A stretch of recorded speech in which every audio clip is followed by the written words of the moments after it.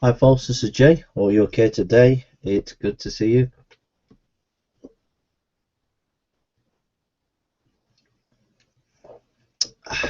Hope everybody's okay. We're looking at, you got to see Jason there, his face. I've just been reading this book. I'm just drinking some Coke. It's in the evening and, excuse me, just got a dry mouth. We're continuing our reading of the Fox's Book of Martyrs, chapter 2. He writes, after Gordian's death in the reign of Decius, the emperor came to Antioch, where having a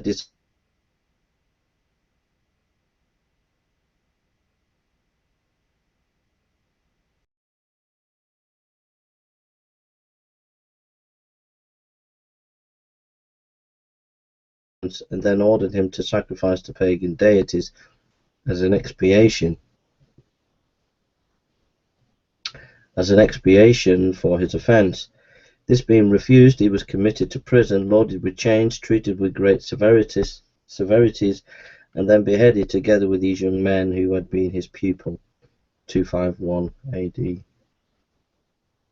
In the year of our Lord 251, the Emperor Decius, having erected a pagan temple at Ephesus, he commanded all who were in that city to sacrifice to the idols. This order was nobly refused by 7 of his own soldiers, Maximus, Martyrus, Joannes, Malchus, Dionysius, Syrian, and Constantinus.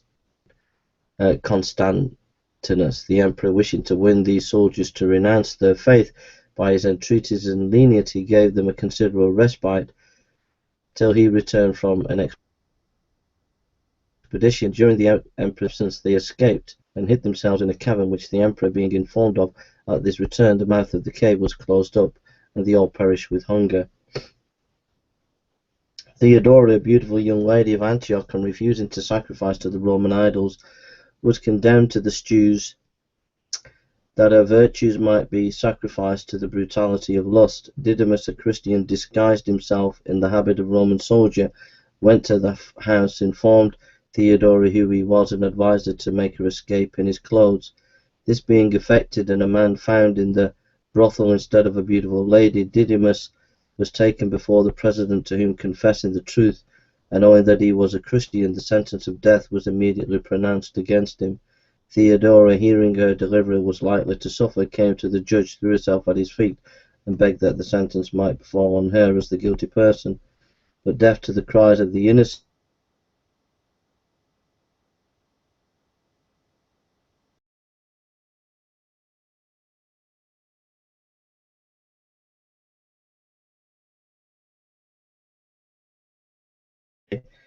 Varinus and Messalinius said, "Where are you carrying the innocent?" This interrogatory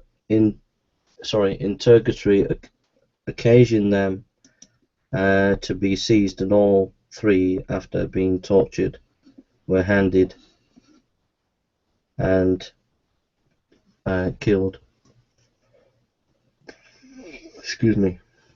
Origen, the celebrated presbyter and catechist of Alexandria, at the age of 64, was seized, thrown into a loathsome prison laden with fetters, his feet placed in the stocks, and his legs extended to the uttermost for several successive days.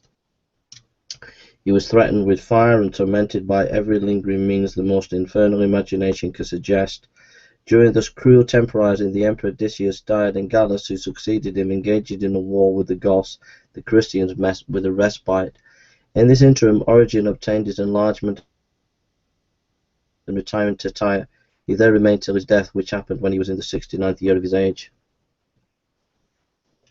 Gallus the emperor, having concluded his war, a plague broke out in the empire. Sacrifices to the pagan deities were ordered by the emperor, and persecution spread from the interior to the extreme parts of the empire, and they fell martyrs to the impetuosity of the rabble, as well as the prejudice of the magistrate. Among these were Cornelius, the Christian bishop of Rome, and Lucius, his successor in 253. Most of the errors which crept into the church at this time arose from placing human reason in competition with revelation, but the fallacy of such arguments being proved by the most able divines, the opinions they had created vanished away like the stars before the sun. Well, I think we'll stop there, but we've had a real look at a lot of the persecution in the early church. And I think it should encourage you to not be discouraged, but continue to preach the gospel and continue to serve the Lord. And may God bless you in your service for him.